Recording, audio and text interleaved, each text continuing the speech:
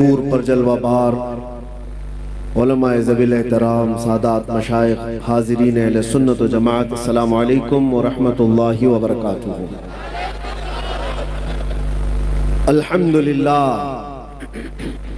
الحمدللہ الحنان المنان الذي خلق الانسان وعلمه البيان، والصلاة والسلام على رسوله سيد الانس والجان وعلى آله وأصحابه ذوي الخير والإحسان، أما بعد فأعوذ بالله من الشيطان الرجيم، بسم الله الرحمن الرحيم،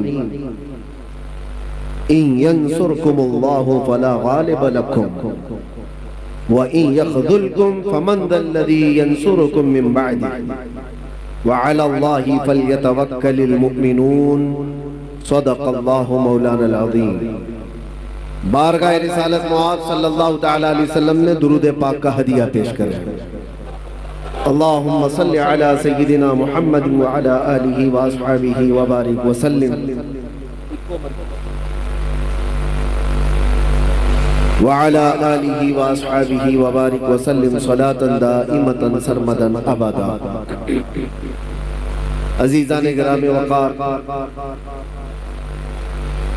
رات کافی ہو چکی اور مجمع میں جتنا جوش بھرنا تھا مداح رسول احمد علی صاحب نے بھی بھر دیا، اور پھر میں سٹیجوں پر دیکھتا ہوں کہ ہماری امت کے دبلے پتلے کفیل کا جب یہ حال ہے تو موٹے تازے جلیل کا کیا ہوگا۔ آواز یہی ہوتی ہے کہ امت کو بیدار کرنے کے لیے، اور دنیا خوفزدہ انہی آوازوں سے ہے۔ اس کے علاوہ ہمارے پاس بچا کیا ہے؟ ہمارے پاس کیا ہے؟ اور جس چیز سے لوگ خائف ہیں، ڈرے ہوئے ہیں، ہمارا جبہ، ہمارا امامہ، یہ ساری چیزیں نہیں ہیں۔ انہیں پتہ ہے کوئی ایک چیز اندر سے نکلتی ہے جو انقلاب لاتی ہے۔ جلسے جلوس اور یہ پروگراموں سے ہے، ہمارا جبہ، ہمارا امامہ، یہ ساری چیزیں نہیں ہیں۔ انہیں پتہ ہے کوئی ایک چیز اندر سے نکلتی ہے جو انقلاب لاتی ہے۔ جلسے جلوس اور یہ پروگراموں سے میں کافی اپنے آپ کو روکتا رہا، اور ابھی بھی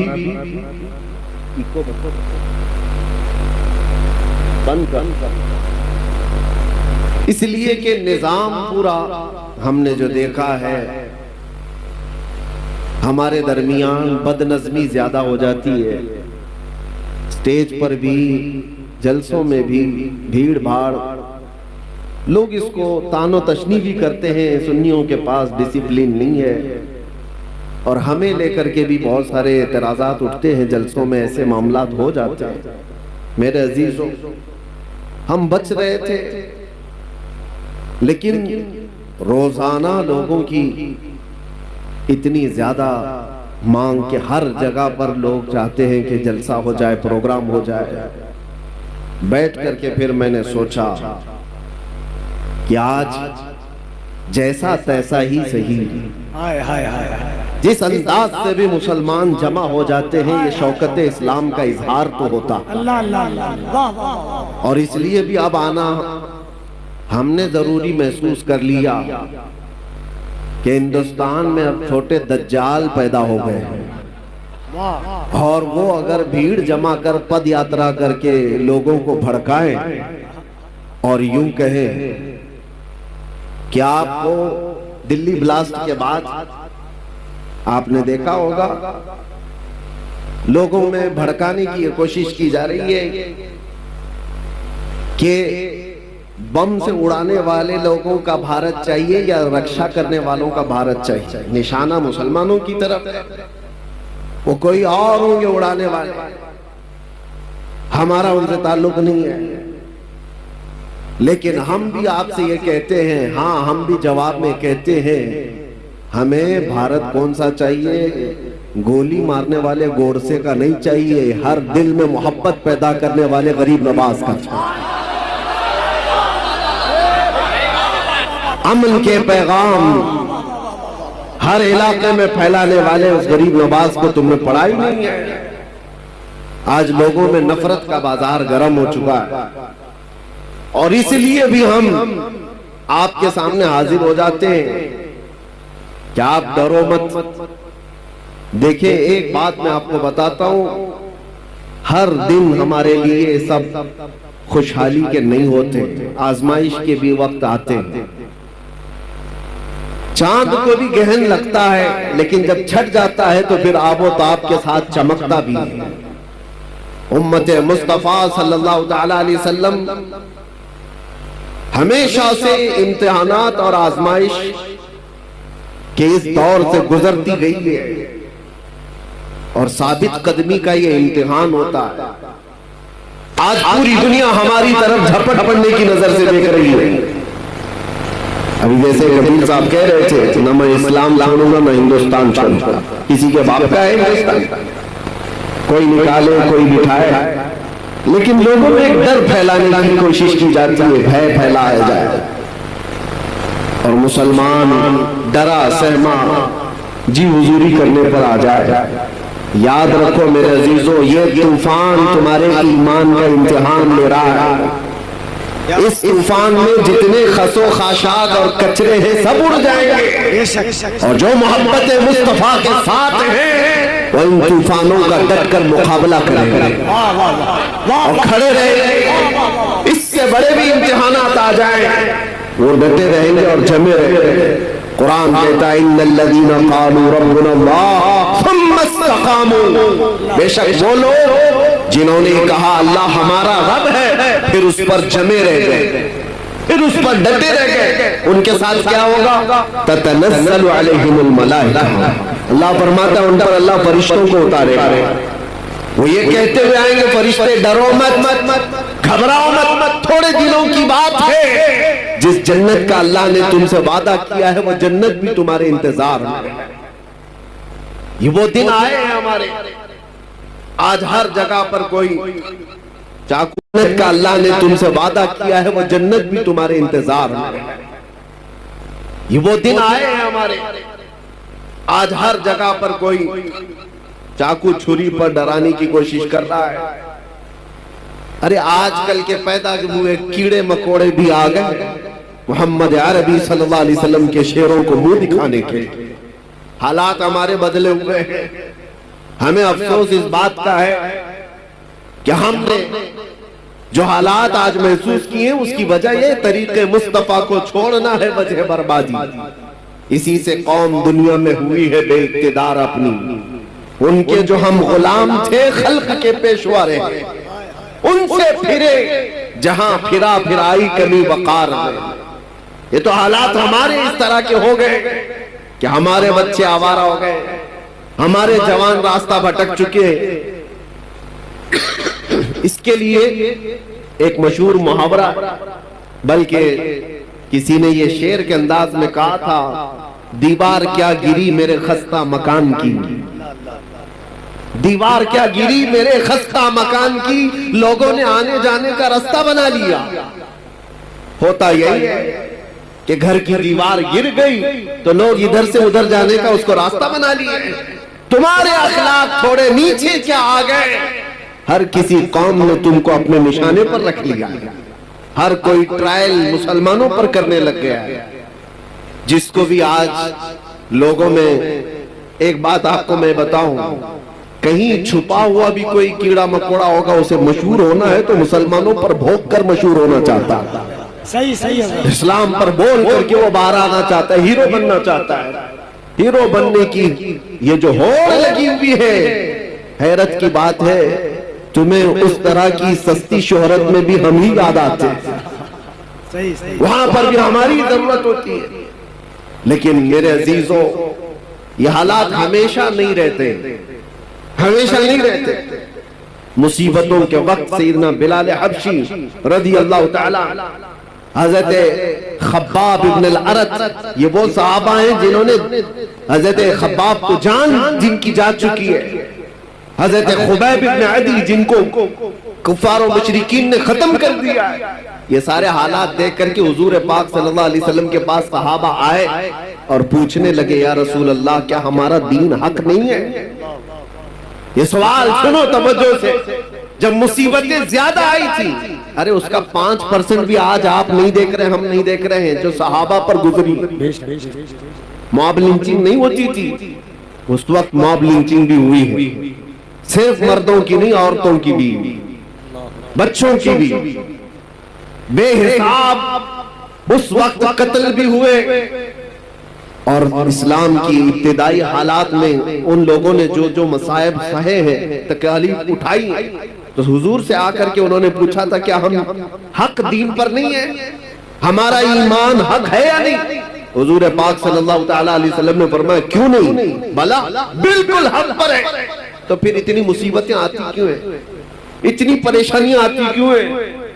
آج ہو سکتا ہے آپ سب کے دلوں میں بھی یہ بات اٹھتی ہو کہ اگر ہم حق پر ہیں تو یہ حالات اس طرح بکھرے کیوں ہیں؟ تو ایک بات یاد رکھ لینا، حضور نے تو یہ جواب فرمایا کہ تم سے زیادہ مصیبتیں انبیاء کرام پر آتی تھی، نبی تو گناہ کا سوچ بھی نہیں سکتے، ان پر اللہ تبارک و تعالیٰ نے آزمائشیں ڈالی ہیں۔ انبیاء کرام پر صحابہ سے بھی زیادہ مصیبتیں آئی، حضور نے فرمایا جس کا جیسا امتحان ہوگا ویسی مصیبتوں سے گزارا جائے۔ اور میں اپنی زبان میں آپ سے ایک بات کہتا ہوں، آپ اپنے آپ کو کیا کہتے ہیں؟ حضور پاک صلی اللہ تعالیٰ علیہ وسلم کی بارگاہ میں جب نسبت کی بات آئے، مجھ سے گجرات میں کسی صاحب نے پوچھا، کہا تھا کہ آپ تو سٹیج پر اس طرح کی باتیں کرتے ہیں اور یہ ساری چیزیں ہونے کے بعد پھر آپ بولیں گے؟ سنو، ہم کہتے ہیں حضور پاک صلی اللہ تعالیٰ علیہ وسلم کی جب بات آتی ہے تو شعر میں استعارہ کے طور پر ہم کہتے ہیں تو شمع رسالت ہے، یہ کہتے ہیں یا رسول اللہ تو شمع رسالت ہے، عالم تیرا پروانہ۔ ہم سب کیا ہیں؟ ہم سب کیا ہیں؟ پروانے۔ اور حضور کو شمع ہم کہتے ہیں۔ شمع اور پروانے کو کبھی دیکھا بھی ہے یا صرف اور صرف سنا ہے؟ تھوڑی دیر اگر آپ توجہ کریں تو ایک موسم بھی آتا ہے، ویسے بھی لائٹ جہاں پر بھی آپ جلائیں، دیکھو کیڑے مکوڑے جو آ جاتے ہیں ارد گرد گھومتے، چراغ روشن کرو وہاں پر بھی چھوٹے چھوٹے پتنگے آ جائیں گے، کیڑے آ جائیں گے، وہی پروانے ہیں۔ اور یہ شمع کے ارد گرد آتے کیوں ہیں؟ تھوڑی دیر اس کی روشنی لیتے، گھوم پھر کر کے وہاں پر مر جاتے، جان دے دیتے۔ کتنے کیڑے مر جاتے ہیں ایک شمع کے پاس، روشنی کے پاس۔ تو آپ کبھی ان پتنگوں کو پوچھو، اپنے بھائیوں کو بھی مرتے ہوئے دیکھ رہو، پھر جاتے کیوں ہو؟ چراغ روشن ہے، اس کے ارد گرد آتے کیوں ہو؟ پروانہ جواب دے گا میں پیدا ہی ہوا ہوں شمع پر جان دینے کے لیے۔ نعرہ تکبیر، دونوں ہاتھوں کو اٹھا کر نعرہ تکبیر، نعرہ رسالت۔ اسی لیے پروانہ یہ کہتا ہے تو نادان ہے، تو صرف شمع کے ارد گرد میرے بھائیوں کو مرتے ہوئے دیکھا تو مجھ سے پوچھ رہا ہے مری ہوئی لاشیں دیکھ کر کے پھر کیوں آتا ہے؟ جواب وہ دیتا ہے پروانہ میں پیدا ہی ہوا ہوں شمع کے اطراف گھوم کر اپنی جان دینے کے لیے۔ ان دنیا والوں کو بتاؤ اے سنی مسلمانوں، غیرت سنی آج بھی زندہ ہے، ان پہ مر مٹنے کا جذبہ کل بھی تھا اور آج بھی ہے۔ ہم پیدا ہوئے ہیں مصطفیٰ کریم صلی اللہ تعالیٰ علیہ وسلم کی عزت پر مرنے کے لیے ہی، اسی لیے تو ہم اپنے بزرگوں سے جو منقول ہمیں عقیدے اور ادب آئے ہیں ہم گنگنا کر کے یوں کہتے ہیں بارگاہ مصطفیٰ میں ہماری اپنی زندگی ہوتی تو فکر کرتے، ہماری اپنی جان ہوتی تو ہم فکر کرتے۔ ارے آدمی اس چیز کی حفاظت کی فکر کرتا ہے جو اس کی خود کی ہو، کپڑا میرا ہے تو میں بچاؤں، سامان میرا ہے تو میں بچاؤں، جان میری ہے کہا کہ میں حفاظت کی فکر کروں. ہم نے تو جان سپرد کی ہے مدینے کے آقا کے حوالے, اور اسی لیے بریلی کے امام نے ہمیں یہ سکھایا تھا, کبھی یہ مت کہنا میری جان ہے میں فکر کروں گا میں حفاظت کروں گا, نہیں بلکہ یوں کہنا یا رسول اللہ دہن میں صبح تمہارے لیے, بدن میں ہے جان تمہارے لیے, اور ہم آئے یہاں تمہارے لیے, اٹھے بھی وہاں. نعرہ تکبیر, نعرہ رسالت.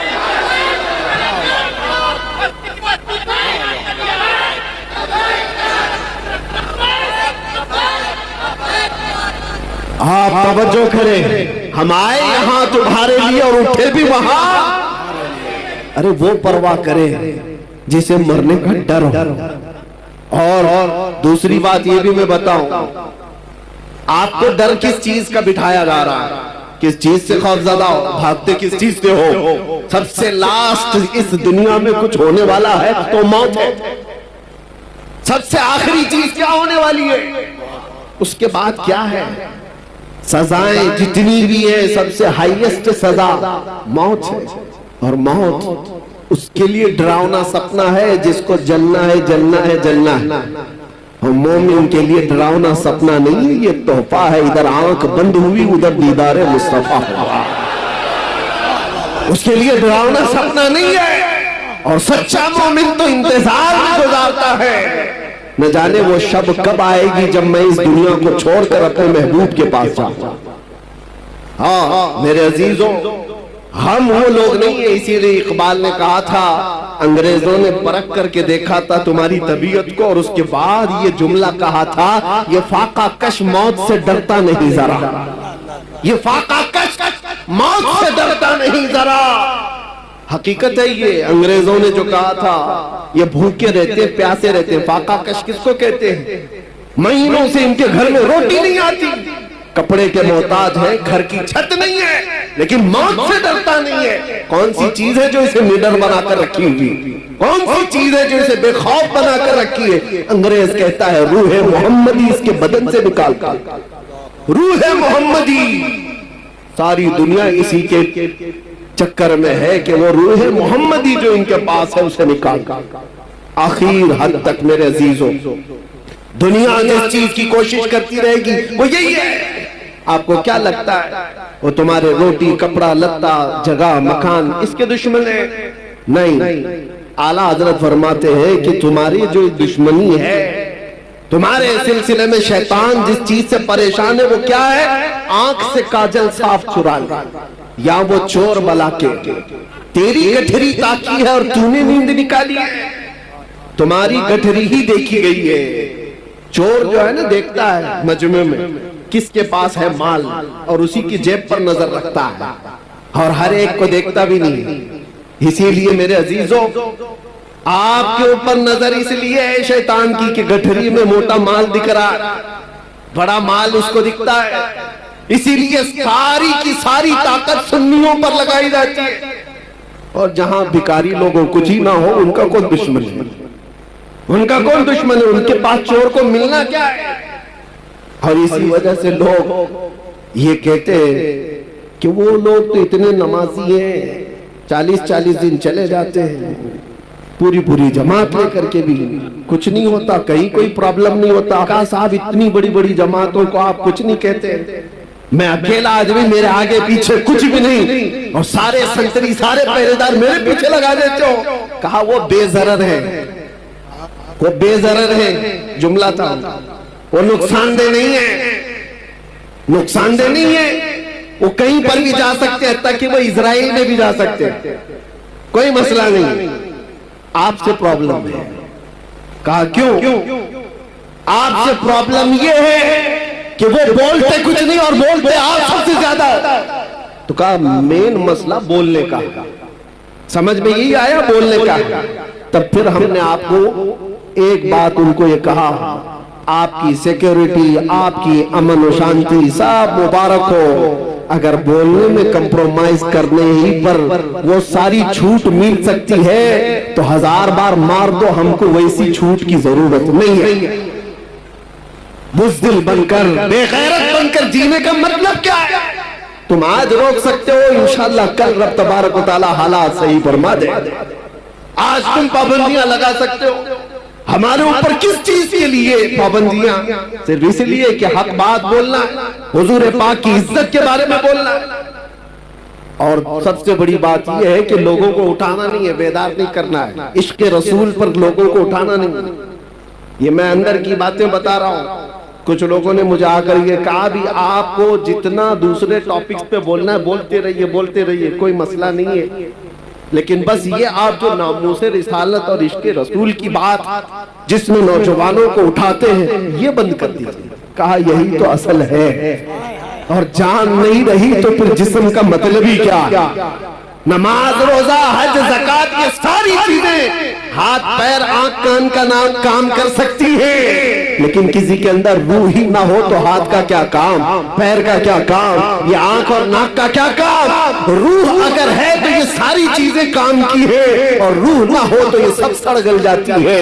اسی لیے عشق محمد ہی ہماری روح ہے، مصطفیٰ کریم کا نام ہماری جان ہے، اور اس کے بغیر ہمارا کچھ نہیں ہے۔ اسی لیے اعلیٰ حضرت نے کیا کہا تھا؟ وہ جو نہ تھے تو، سنیوں کو پتا ہے، وہ جو نہ ہو تو۔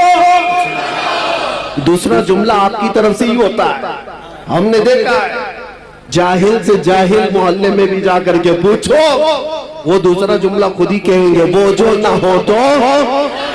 سب کو پتا ہے ہماری زندگی میں بھی وہ جو نہ ہو تو، ارے قبر میں بھی وہ جو نہ ہو تو، اور حشر میں بھی وہ جو نہ ہو تو، تمہاری نماز میں بھی، تمہاری اذان میں بھی وہ جو نہ ہو تو۔ یہ ایک بات یاد رکھو، آبروئے ماں ز نام مصطفیٰ است، ہم سب کی عزت و آبرو مصطفیٰ کے نام سے ہے، اور اگر وہ نہ ہو تو پھر کچھ بھی نہیں ہے، کچھ بھی نہیں ہے۔ اسی لیے اپنی ساری طاقت و قوت اسی بات پر لگاؤ کہ مجھ سے یہ دولت کوئی چھیننے نہ پائے، مجھ سے یہ چیز کوئی چھیننے نہ پائے۔ میں جو بات کہہ رہا تھا اس کو میں آگے بڑھاتا ہوں۔ حالات ہمیشہ ایک طرح کے نہیں رہتے۔ لوگ اگر یہ سمجھتے طاقت کے نشے میں کہ سب کچھ اب جیسا چاہے ویسا چلا لیں گے، تو بعض اوقات کتا بھی جو بیل گاڑی کے نیچے چلتا ہے وہ یہی سوچتا ہے پوری بیل گاڑی میں ہی چلا رہا ہوں، اس کو بھی ایسا لگتا ہے، اور لوگ ڈر جاتے ہیں، اسٹیج والے بھی، میں جیسی کتا کہتا ہوں۔ آپ کو ڈرنے کی ضرورت نہیں، خوفزدہ ہونے کی ضرورت نہیں۔ میرے عزیزوں، ہم نے یہ اس کا اظہار بھی کر دیا، جن کو تکلیف تھی ہم نے اس کے جواب میں کہہ دیا آپ کو تکلیف ہوتی ہے کسی کو بھی کتا کہنے سے، لیکن مجھے نہیں ہوتی۔ آپ مجھے 1000 بار کتا کہو، لیکن اس کا نہیں، دربار رسالت کا ہم خوش ہوں گے۔ ہماری پہچان ہی وہ ہے، سگے طیبہ سب کہہ کہہ کے پکارے بے دم، یہی رکھی ہو میری پہچان مدینے والے۔ ہمیں سب اس بات سے ڈر نہیں ہے۔ آج سے میں کہتا ہوں کہ یہ حالات ہمیشہ کے نہیں رہتے۔ صحابہ اکرام رضوان اللہ تعالیٰ علیہ مجمعین میں بدر کے حالات دیکھے، احد کے حالات دیکھے، خیبر کے حالات، خندق کے حالات دیکھے، اور حدیبیہ میں صلح کے حالات بھی دیکھے۔ ایسا وقت بھی آیا تھا کہ مکہ کے کفار و مشرکین نے زور زبردستی کر ڈالا تھا، ساری اپنی پسند کی صلح نامے میں شرطیں لگا رکھی تھی کہ مدینے سے کوئی بھاگ کر کے آئے گا تو ہم واپس نہیں کریں گے، مکہ سے کوئی بھاگ کر جائے گا تو آپ کو واپس کرنا پڑے گا۔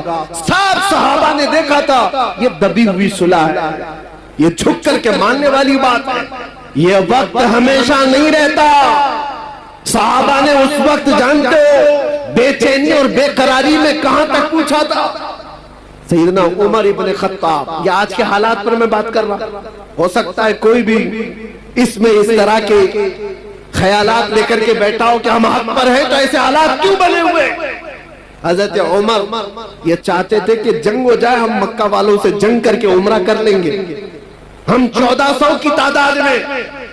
حضور منع کر رہے تھے کہ نہیں، جنگ کی ضرورت نہیں، حاجت نہیں، میں جو دیکھ رہا ہوں وہ تم نہیں دیکھ رہے۔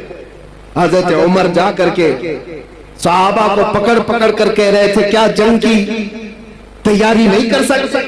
یہاں تک کہ حضرت ابو بکر صدیق کے پاس آ کر کے انہوں نے کہا حضرت عمر نے کہ ابو بکر چلو رسول اللہ سے بات تو کرتے کہ جنگ کریں گے ہمیں یہ صلح کرنے کی ضرورت کیا ہے؟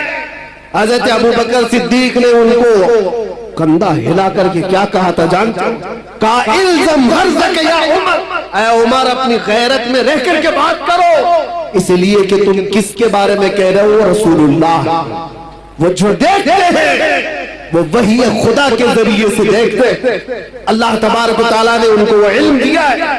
تو حضرت عمر خاموش ہو گئے۔ اس کے بعد ہوا کیا جانتے ہیں؟ سال نہیں گزرا تھا کہ 10,000 صحابہ کی تعداد کے ساتھ میرے آقا مکہ میں فاتح کی شان سے داخل ہوئے تھے۔ مکہ میں جب تشریف لائے تھے قتل و غارت کرتے ہوئے نہیں آئے تھے۔ طاقت کا نشہ جس کو آج چڑھتا ہے نا، وہ لوگ کیا کہتے ہیں کہ آج ہمارا پاور ہے، جو کچھ چاہے جس کو چاہے جیسے چاہے مار دیں، ختم کرے۔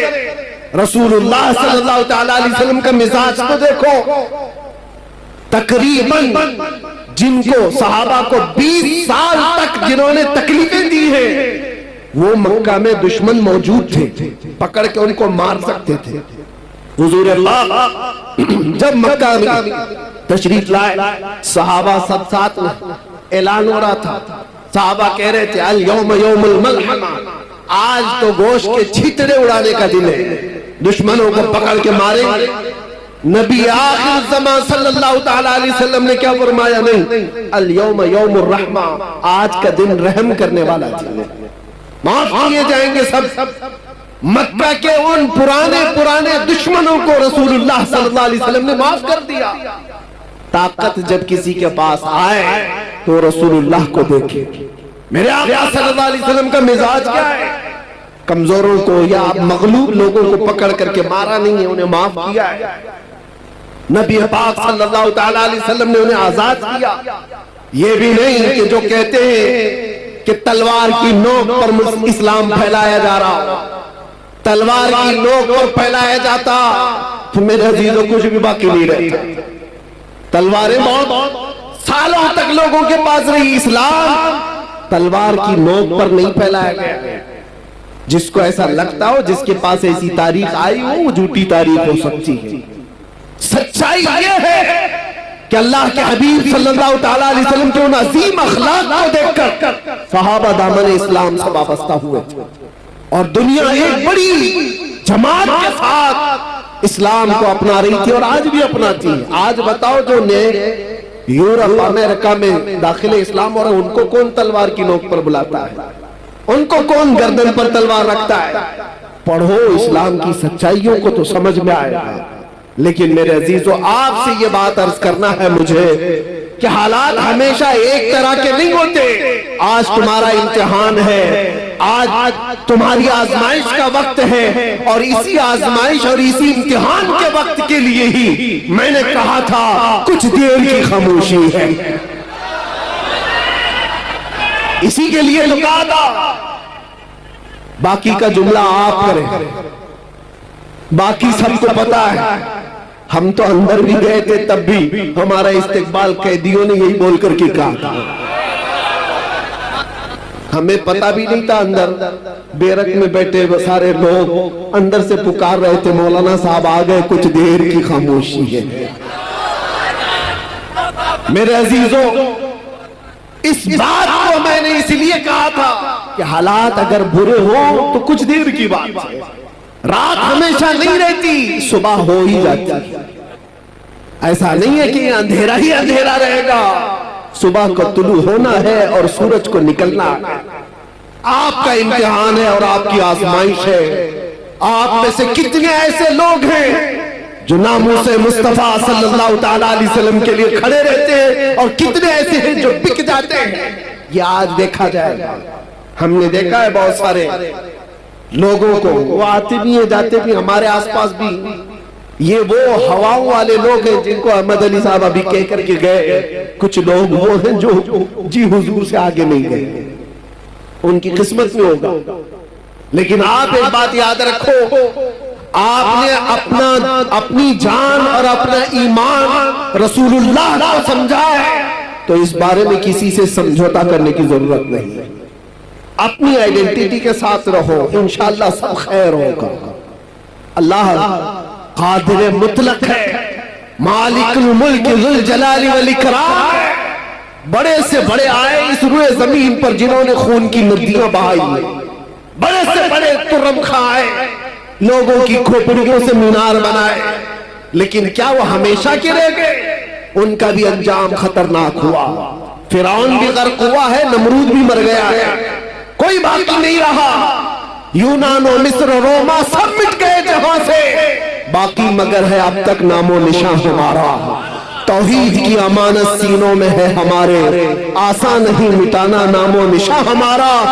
اور کچھ بات تو ہے کہ مٹتی نہیں ہستی ہماری، کچھ بات تو ہے کہ مٹتی نہیں ہستی ہماری۔ صدیوں رہا ہے دشمن دور زماں ہمارا۔ اور آپ سب کو یہ بات میں کہہ کے جاتا ہوں، کیا آپ تمامی حضرات کے پاس جو دولت ایمان ہے، عشق مصطفیٰ کی دولت ہے، یہ اتنی بڑی دولت ہے کہ اس کے بعد پھر آپ کو ڈر اور خوف کی ضرورت ہی نہیں۔ اعلیٰ حضرت کہتے خوف نہ رکھ رضا ذرا، تو ہے عبد مصطفیٰ، تیرے لیے امان ہے، تیرے لیے امان ہے۔ اصل زندگی کون سی ہے آپ مجھے بتاؤ، اس دنیا کی یا آخرت کی؟ پورے مسلمانوں کا عقیدہ یہی ہے، آخرت کی زندگی وہی اصلی زندگی ہے، مرنے کے بعد کی زندگی وہی اصلی زندگی ہے، وہ نان اینڈنگ ہے، ختم ہونے والی نہیں ہے۔ اس زندگی کی تیاری کرنا چاہیے یا اس زندگی کی؟ مجھے بتاؤ، آخرت کی تو آخرت کی زندگی اگر چاہتے ہو تو آؤ، آخرت کا میدان وہ محشر کا میدان وہ کسی کے باپ داداؤں کا نہیں ہے۔ یہاں کے بادشاہ ہو، یہاں کے ترم خاں ہو، سب کے سب جوتوں کی نوک پر آ جائیں گے جنہوں نے گھمنڈ کیا ہے، جنہوں نے تکبر کیا ہے۔ اللہ تعالیٰ قیامت کے دن پکار کر کے کہے گا این المتکبرون، کہاں ہے وہ گھمنڈ کرنے والے لوگ، کہاں ہے وہ ظلم کرنے والے لوگ؟ ان کو چونٹیوں کی طرح لایا جائے گا، ان کی کوئی وقات نہیں، اور جو ان کی جی حضوری میں ہے وہ بھی سن لے، ان کا دامن ان کی چپل اٹھا کر چلنے والے وہ بھی سن لے، تمہارا بھی حشر ان کے ساتھ ہی ہوگا۔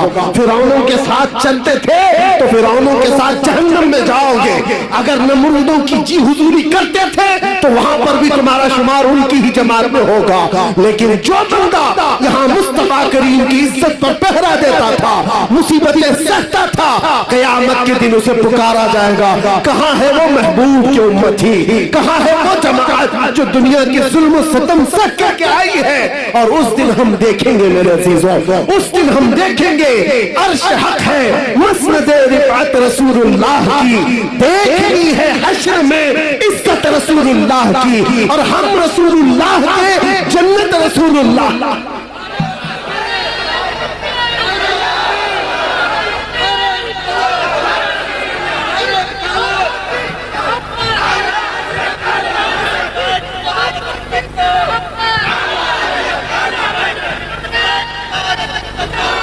میں یہ نہیں کہتا کہ یہاں کچھ بھی نہیں ہوگا، اللہ تبارک و تعالیٰ اگر یہاں مدد فرمائے تو پھر تم پر کوئی غالب بھی نہیں آئے۔ قرآن میں اللہ فرماتا ہے ان ینصرکم اللہ فلا غالب لکم، اگر اللہ تمہاری مدد کرے تو کوئی بھی تم پر غلبہ نہیں حاصل کر سکے گا۔ وَإِن يَخْذُلْكُمْ فَمَنْ ذَا الَّذِي يَنصُرُكُم مِّن بَعْدِهِ، اور اگر اللہ تبارک و تعالیٰ تمہیں چھوڑ دے تو پھر اس کے بعد کوئی اور مدد بھی نہیں کر سکے گا۔ یہاں کی بات بھی ہے، مایوس نہ ہو، گھبراؤ مت، اللہ تعالیٰ نے جو وعدہ فرمایا وہ برحق ہے۔ اگر تم آخرت کے لیے جیتے ہو تو پھر تمہاری زندگی کامیاب ہے، ڈرو مت، تھوڑی مصیبتیں سہ کر کے یہاں سے نکلنا ہی۔ آج یا کل ہم رخت سفر باندھ لیں گے، کچھ وہ لوگ ہیں جو پچھلے سال تمہارے ساتھ تھے وہ آج جا چکے، ہو سکتا ہے ہم میں سے جو آج بیٹھے ہیں اگلے سال وہ نہ رہے، اگلی صبح بھی نہ رہے، کسی کا بھروسہ نہیں۔ ہم سب مسافر ہیں، چل رہے ہیں اور نکل جائیں گے۔ اگر آخرت کی زندگی ہمیشہ کی سمجھتے ہو، آخرت کا تصور تمہارے دل و دماغ پر حاوی ہے، تو پھر یہاں کی ان تمام چیزوں پر نظر مت رکھو کہ کیا جا رہا ہے یہاں پر، بس اپنا ایمان بچا کر کے رکھو، اور عزت تو اس دن دیکھنی ہے۔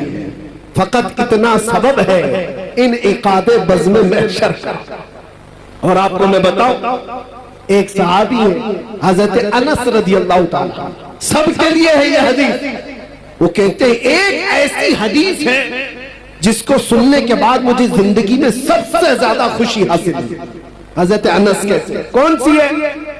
حضور پاک صلی اللہ تعالیٰ علیہ وسلم سے حضرت انس نے پوچھا یا رسول اللہ صلی اللہ تعالیٰ علیہ وسلم قیامت کا حال کیا ہوگا؟ حضور نے فرمایا المرء مع من احب.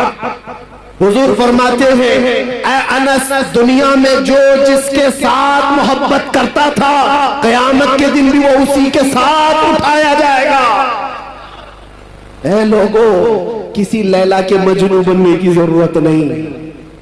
ہاں، یہ جھوٹے عاشق ہیں، یہ جھوٹے عاشق ہیں جو ہمارے پاس کتنے قصے ہیں ایسے.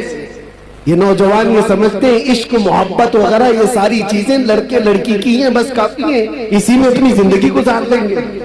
تف ہے، اللہ نے ویسے بھی جوڑے لکھے ہیں، سب کے حصے میں آئی جائے گی انشاءاللہ. لیکن اس کے لیے یہ جو مجازی عشق کا ڈھونگ ہے، ارے تیرے چاند لے کے آؤں گا، تارے لے کے آؤں گا، آسمانوں سے وہ توڑ لاؤں گا. محبوبہ کو بولتا رہا، کتنی محبوبائیں شادی کے بعد ہم سے آ کر شکایت کرتی ہیں اب تو راشن آٹا دال بھی نہیں لاتا. یہ تو تارے لانے والا تھا، یہ تو چاند لانے والا تھا. یہ مجازی عشق کے دعوے ہیں، فضول ہیں، کچھ نہیں ہوتے. ہاں، حقیقی عشق وہ ہے تم نے ایک بار میرے مصطفیٰ سے کہا یا رسول اللہ، لبیک یا رسول اللہ کہا. وہ رسول پاک صلی اللہ تعالیٰ علیہ وسلم اتنے خیرت مند ہیں کہ دنیا میں بھی تنہا ہونے نہیں دیتے، قبر میں بھی تنہا ہونے نہیں دیتے، اور حشر میں بھی حال یہ ہے. میرے آقا فرماتے ہیں ایک کندھے پر میری چادر ہوگی، وہ گر رہی ہوگی، میں اس کو ایک ہاتھ سے سنبھال رہا ہوں گا اور دوسرے ہاتھ سے میرے اس عاشق امتی کو پکڑ کر جنت میں لے جا رہا ہوں. جو نہ بھولا ہم غریبوں کو رضا، یاد اس کی اپنی عادت کی تھی. ارے غیر نتھو کھیرے کا ذکر کرنے کی ضرورت ہی نہیں. ہم رسول اللہ کے، جنت رسول اللہ کی، اور دیکھنی ہے حشر میں اس دن کا انتظار.